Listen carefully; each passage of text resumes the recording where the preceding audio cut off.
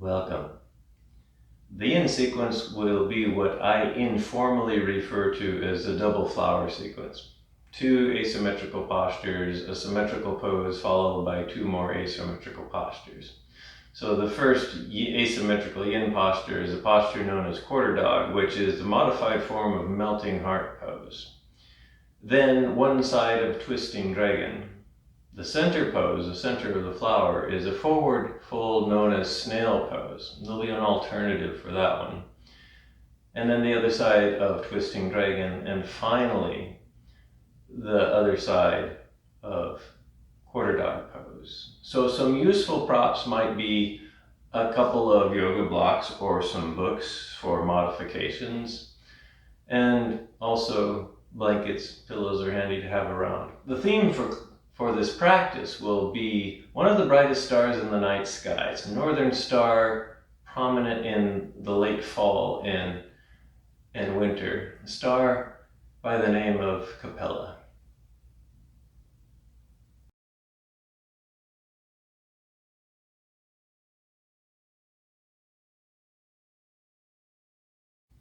Before I begin the yin sequence of this practice, the practice will start off with some time to find one's inner ground, to arrive, if you will, in practice. And so I'm going to suggest Savasana, just traditional Savasana to start practice. So you can lie comfortably on your back, arms and legs extended and far apart from each other so that they can be comfortable, muscles can relax, and you can just kind of lie back. Again, you can use blankets and pillows as you need to, and if you don't want to start out the practice in this position, we'd like to sit or something comfortably, then do that. Find your place. This is a good moment in time to kind of collect your thoughts and set intentions or devotions, and spend a moment to just get in touch with your breath. Notice the rise and the fall, the expansion and the contraction of your torso. Each inhale, each exhale. Notice the state of your mind, your emotions, your heart. Notice any physical sensations that are in your body that might be interesting or of concern here. This very practically speaking, it's a time to just do a body check, a being check and a body check to notice what's going on here. And that's best done in a state of peacefulness, in a state of silence. So you just notice for a while and maybe make some mental notes as you notice here. Just like we're looking in the night sky and we're trying to find a faint star, we have to be still and pay attention and let our eyes adjust to the darkness to see a faint star, although the theme for class is actually not a faint star. The theme for class is actually something very bright and very obvious here. But sometimes we don't even realize or notice the obvious things because we're too busy. We're too busy with other things, and even the obvious things get overlooked. So things that were not obvious before become obvious when we are still. So just a couple more breaths here, whatever grounding or rooted state you have taken. And then from here, if you're not lying on your back, go ahead and come to lying on your back. Just a little bit of movement before we get into the first long-held yin posture. Let's do some knee circling here. So bend your knees, draw your knees into your chest, and then maybe clasp each knee with each hand. Keep the knees together and slowly begin to move the knees over to one side, together in unison, away from each other, and then over to the other side, and then back towards the center. This is the beginning of a practice, so these can be really subtle. They don't have to be exaggerated knee circles. But the idea is to feel the massage that your low torso, your low back is getting. as you make these circles. And then after you made a few in one direction, switch direction. Go the other way for a while. And that's the idea. It's even though your hands and your knees are the things that are doing something, you can feel that subtle change in pressure on the back side of your torso and your low back and kind of the hip and pelvic region here.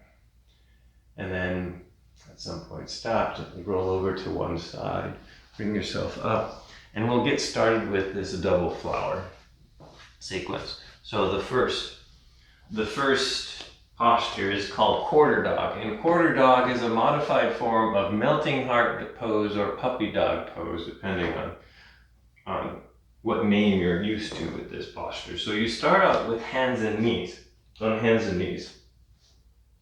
Knees are nice and stable. And then what you'll do is you'll lower your torso, walk, the left arm is extended, walk it forward, bend the right arm at 90 degrees. So the elbow is bent at 90 degrees, rest the right forearm on the ground. And then as you melt your heart towards the floor, left arm is extended so that you can feel some compression in the shoulder. This is a back bend and a shoulder opener. And then you can rearrange your right arm so that you can rest your head on your right hand, on your right arm here. So you can adjust this right arm here. The left arm's extended, and we're trying to get some opening in that left side here, and just allow the muscles in your torso to relax and melt here. So it is kind of melting heart, but it's an asymmetrical form of melting heart. So this is the posture here. And if this doesn't fit your body well, then there'll be an alternative. So stay there. We'll stay there for about 3 minutes. Unless, of course, it's creating pain or trauma or some kind of dysfunctional thing here. And you can try, this is where some books or some blocks comes in handy. As an alternative, you can do what I call heart opening on a block. So you'll take one block, add an appropriate height. I've got this block at the middle setting. Place it underneath your upper back, so your thoracic spine. I like to say place it right underneath your shoulder blades, because that kind of gets it fairly neatly placed. It needs to be kind of solidly and stable there. And then the second block is used to just rest your head on something here. Legs can be in kind of a relaxed Savasana position.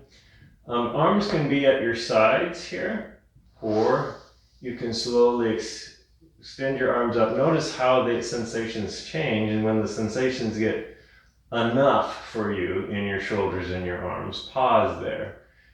And then they can be all the way overhead. Notice now my arms are just hanging in midair, so there's a lot of sensation in my arms, about as much as in quarter dog. So this is a nice alternative for when quarter dog is not working. If you're in quarter dog, you'll stay there for about another 1.5 minutes. But again, this is just by my timekeeping, and again, I tend to hold postures for 3 or 4 minutes in these practices. You can come out early if you need to. You can stay longer. You're trying to modify this practice, and the time spent in the postures is one of the modifications that you make here. So over time, you'll get to know your body better, and then you will realize how much time you should spend in these postures here.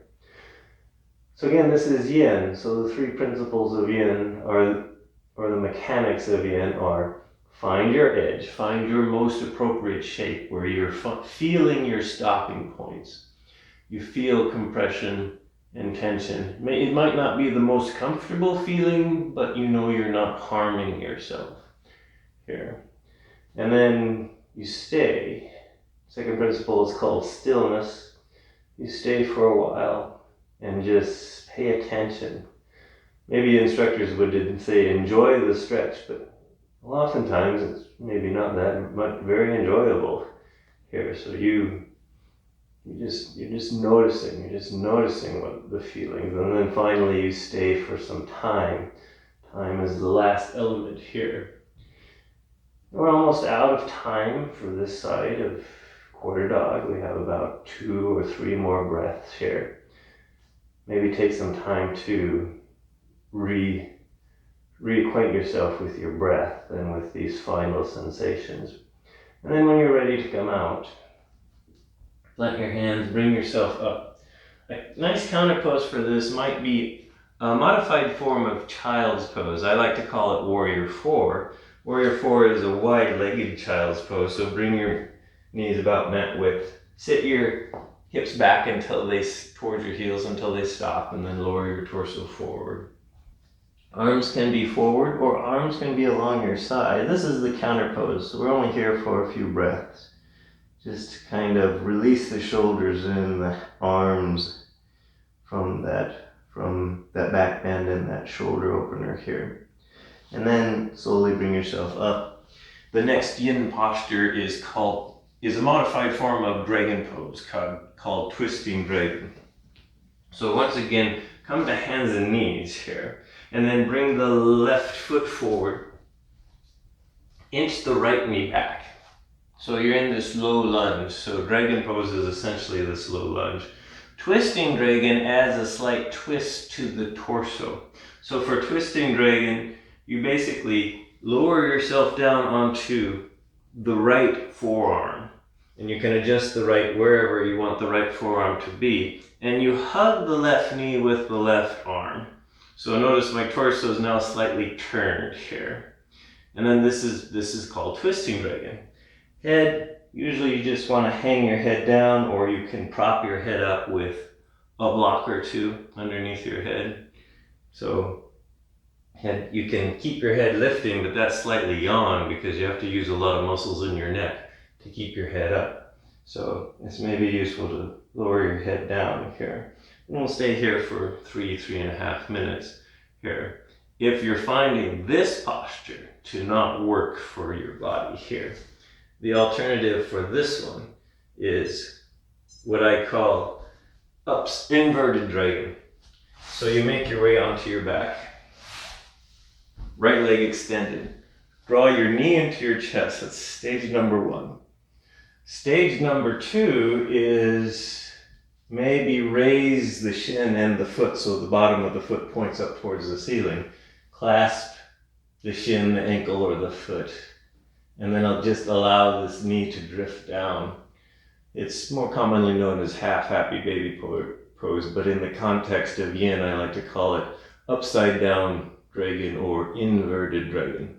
So this is a good alternative, or this is a good alternative if regular dragon poses just for some reason don't work for the mechanics of how your body is built here.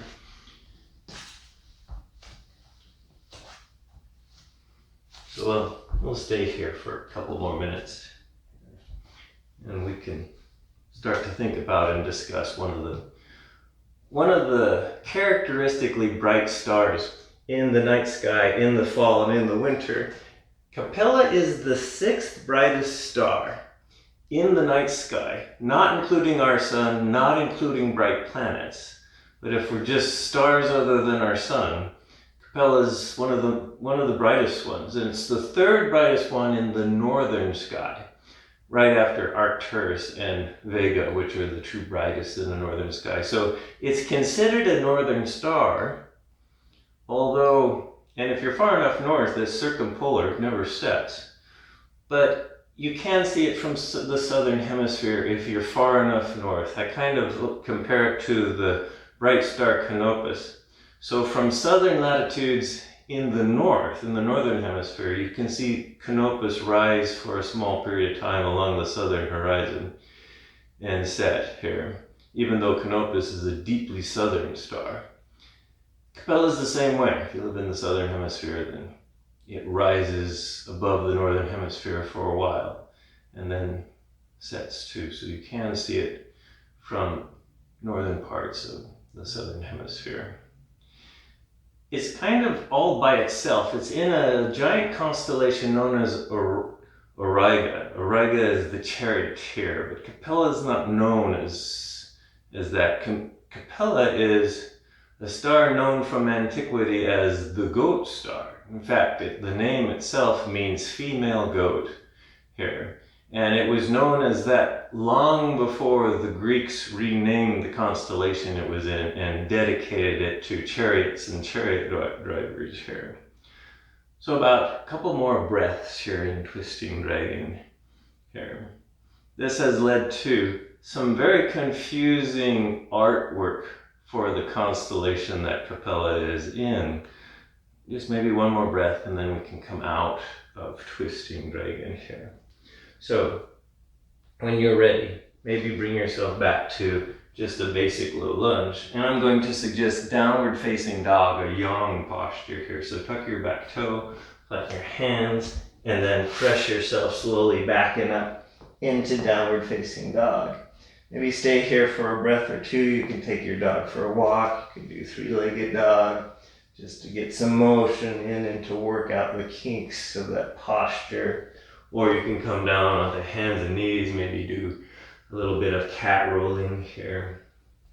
And then we'll get ready for the next posture. The next posture is an intense back bend known as Snail Pose. And the alternative for Snail Pose is Caterpillar Pose. So if you find this pose to not work for you, then I would suggest wait and see Caterpillar Pose. See what Caterpillar Pose is like. I'm going to put a little bit of soft padding underneath my upper torso for this pose. So Snail Pose it's the yin cousin of Plow Pose, if you know what Plow Pose is. Although Plow Pose is a yang posture. So you'll lay on your back, and it might help to have a little bit of soft padding underneath your back here. I'm going to lay on my back with my head and my neck off of the padding because I don't really need it for my head I kind of need it for my neck and my upper shoulders here. Bend your knees and then you're just going to sweep the legs over the torso and the head here. Legs can be bent, knees can be deeply bent. Maybe the feet make it to the floor, but they don't have to. Arms are extended out. And maybe you use them as stable rudders here. So this is snail here. And we'll stay here for a few minutes here. Now, if snail does not work for you, this is a back bend. And it can be a rather intense one. You can try Caterpillar Pose as an alternative. For Caterpillar, I'll just demonstrate it here. I want to sit up on the edge of a blanket. Legs are extended forward. They're extended. They don't have to be perfectly straight. Maybe they are for you. Maybe they need to be bent. And then you fold forward. You hinge from your hips and then relax your torso and let it round until everything stops for you. So this is an alternative forward fold here. And you can put padding underneath your knees to keep them bent. You can put padding underneath your torso if you would like that here. Head and neck, torso is rounded and relaxed. So this is a nice alternative for Snail Pose. But if you like Snail Pose, you can just come back to Snail. It might help to inch your shoulder blades closer together to get some pressure off of the upper spine and upper neck here. So we're here for about another minute and a half or so.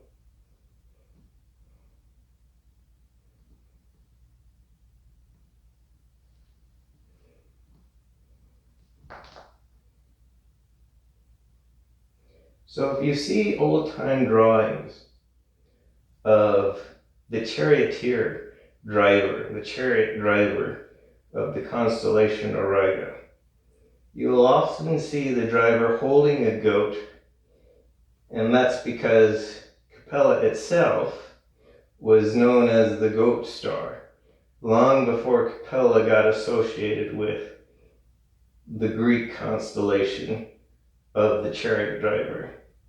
So it's a little bit of confusion in stories. There's not a lot of ethnic stories for the star Capella, even though Capella is a very, very bright star. But it is clear that it was associated with goats. It was associated with the herding of goats and goat herds here. In some cultures, in fact, in ancient Mesopotamia, which predated the Greek civilization, it was seen as a goat crook, something to help herd the goats with. So it had always been associated with domesticated animals. Goats were one of the first domesticated animals in the world, and that was very important to ancient peoples, which is why stars were associated with those things here. One more breath, and then slowly bring yourself out. Take your time here. So I've got to take my time to unwind here. And you can too. If you're in caterpillar, you can slowly bring yourself out of caterpillar and then make little motions to kind of work yourself out here. After a big, powerful forward bend, I like to do a tiny bit of core movement here. So the counter pose that I would suggest is just a little bit of a core awakener, where you get on your hands and knees, and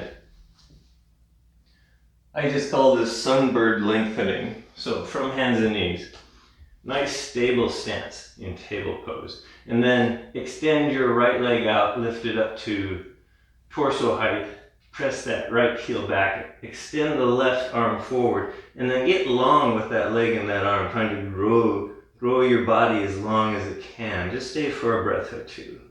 And then bring everything back, set it back down, get stable again. And then reach back with the left leg, lift the left leg up, right arm reaches forward, and then you lengthen and grow long here for a breath or two. And then bring yourself back out, and then maybe a little bit more counter work here. So that was the middle of the flower. So now we'll do the other sides of the petals. It's the other sides of the asymmetrical postures that we started this sequence with. So twisting dragon, and then the other side of quarter dog pose here.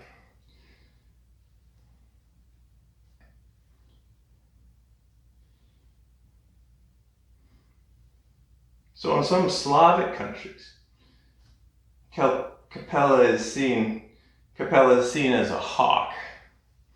In some native peoples of northern Australia, they see a kangaroo in the star Capella, or they, depending on their trade and their lifestyle, they see a fish or a fish scale. So there is a few associations with Capella. Capella is also associated with a nymph in Greek mythology, a nymph who actually owned a goat. So there still is that tie between the star and the goats of the past. This is how important the domesticated goat was to early civilizations here. We'll get set up for twisting dragon on this side now. So come to hands and knees. It's the right leg that comes forward. It's the left leg back into your low lunge. And then come down onto your left forearm. Hug the right knee with the right arm to find your version of twisting dragon. And then if it doesn't fit this side, you can try the other side of inverted dragon with the left leg straight and the right leg pulled in the half happy baby pose here.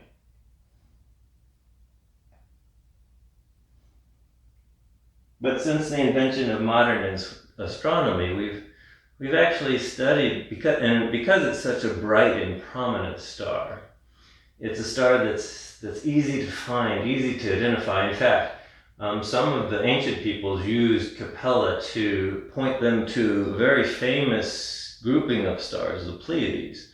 So in some cultures, the Capella is considered to be associated with the Pleiades because it helped people find the Pleiades, because it's in roughly the same area of the sky as the Pleiades. But we know a lot about Capella. We've studied it with modern scientific telescopes.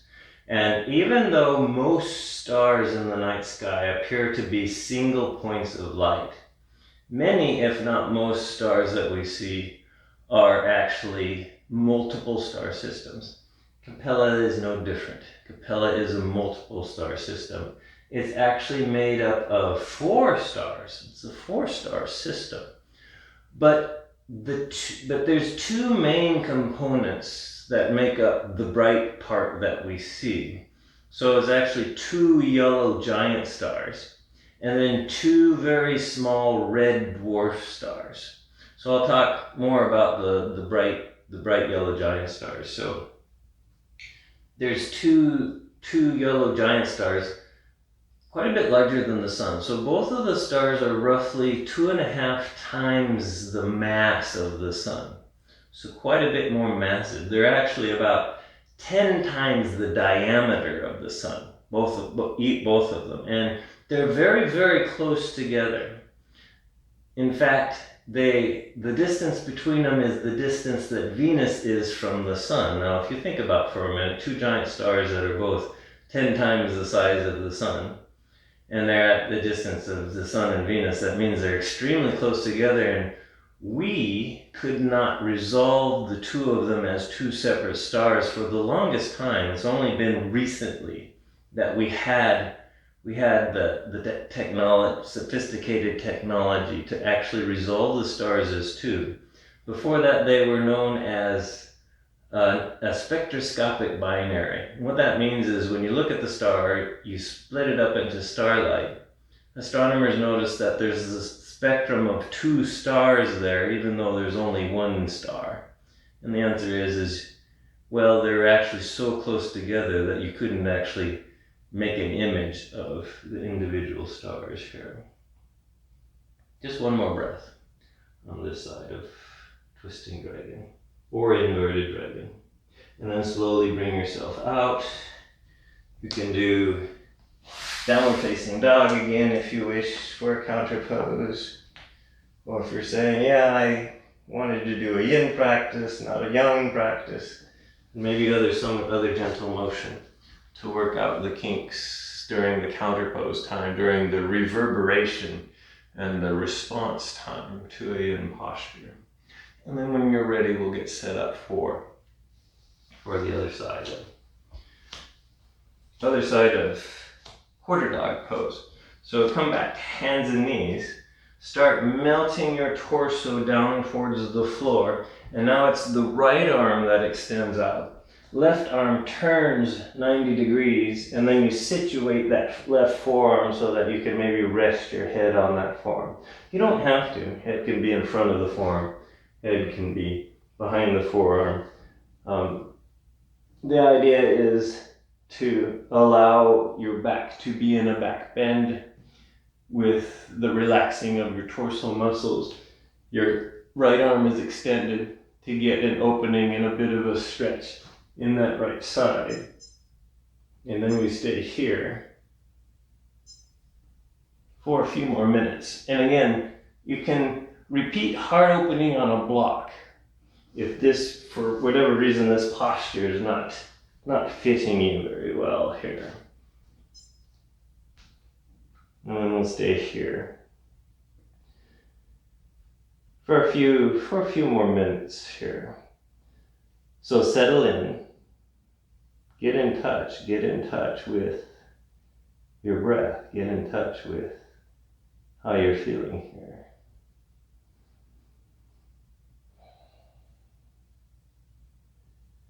So Capella is a little bit bigger than the sun. The 2 main stars are both 2.5 times the size of the sun. They're relatively close too in our neighborhood. That's why Capella appears so bright. So Capella is 42, almost 43 light years away from the sun, from our Earth. So it is one of our neighboring stars. And that's why it's so bright. It's close, and it's made up of 2 stars that are considerably bigger and brighter than our own sun, that are very close to each other and rotate around each other here. Because they're so much bigger than the sun, they burn through their fuel faster than the sun does. So main sequence stars are normal stars that are still burning hydrogen in their cores. Our sun is one of them. And depending on how big a star is, they burn through their hydrogen fuel faster the bigger they are. And so they have shorter lifetimes before they get extinguished or evolve into something else. So because of the sun's size, the sun will burn hydrogen in its core for about 10 billion years. It's about halfway through. It's about 5 billion years old. The 2 stars in Capella, the 2 main yellow giants in Capella, since they're 2.5 times bigger than the sun, they've already burned through all of their hydrogen, and they're in the process of now burning helium in their cores. And because of that, they're no longer considered normal stars. They're moving off the main sequence. They're called evolved stars. So they're slowly turning into red giants, but they're not quite there yet because they just got done. But they're quite a bit younger than the sun. They're only about 600 million years old, and that's just because since they were big stars, they burned through their fuel faster than the sun. The sun's going to take another 5 billion years before it gets done burning its hydrogen here. So that's what we know about this bright star in our night sky. And of course, as I had mentioned, it has 2 smaller companions that are much farther away, these very faint red dwarfs that are about half the mass of the sun and not much physically bigger than the size of Jupiter. But they do have hydrogen burning at their cores, and so they are technically stars as opposed to Jupiter, which is just a planet here. So just one more breath here in the quarter dog pose.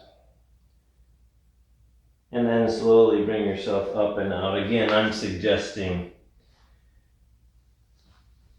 child's pose is a nice counter pose to this. So maybe regular child's pose, arms swept back to release your shoulders if shoulders got a workout from twisting dragon and from quarter dog pose here. Although some of us can't sit like this, and maybe you're wanting to get off your knees, and if that's okay, then do something to extend your legs here. But just a couple of breaths here, and then bring yourself up. And then that's the sequence. So a little bit of integration before the final resting period here.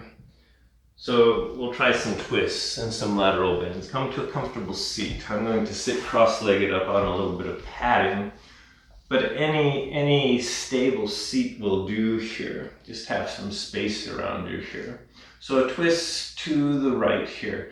Grow your torso nice and neutral. Then gently twist your torso to the right as far as it will go. And then maybe stay here for a breath. And if you're sitting cross-legged like me, you can have the left hand on the right knee to kind of help hold you in place. Where you're at in the twist, lift the right arm up alongside your torso, and then laterally side bend to the left, just as far as you go. Maybe hold for a breath. Bring yourself back up, bring everything back to center, and then the whole thing on the other side, twist to the left here. Stay in the twist for a breath here.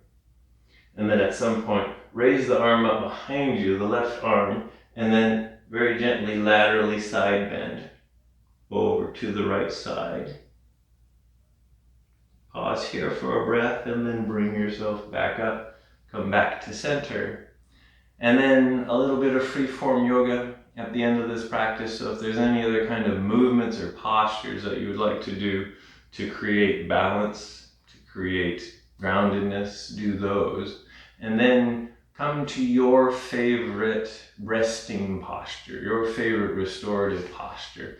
I'm going to suggest at the end of this practice to just take a seated meditation, to just stay in a nice seat here and just integrate the practice, integrate what you felt, your breath, what the postures maybe taught you about your own experience, your own state of being. So check in with your breath. And you can do traditional Savasana, you can do legs up the wall. This is kind of free-form resting pose, but sometimes maybe just a quiet meditative seat also works to end a practice and to just notice.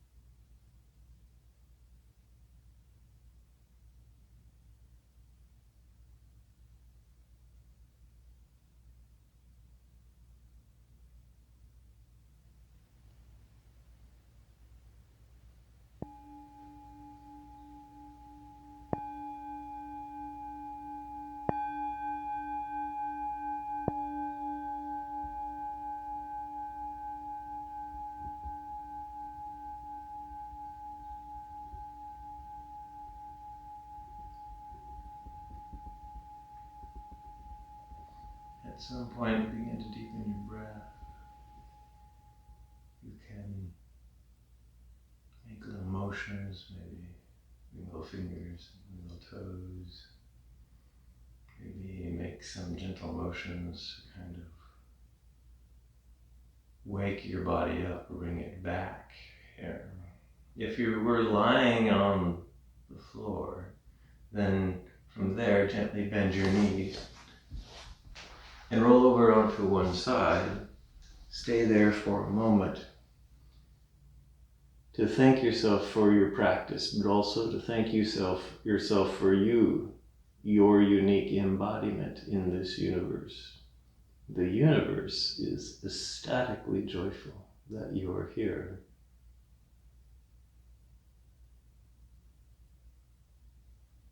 And then if you were laying there on your side, slowly bring yourself up. Come to a comfortable seat. Maybe you were here the whole time. Bring your hands together in front of heart center. And I'll end the practice with an Om.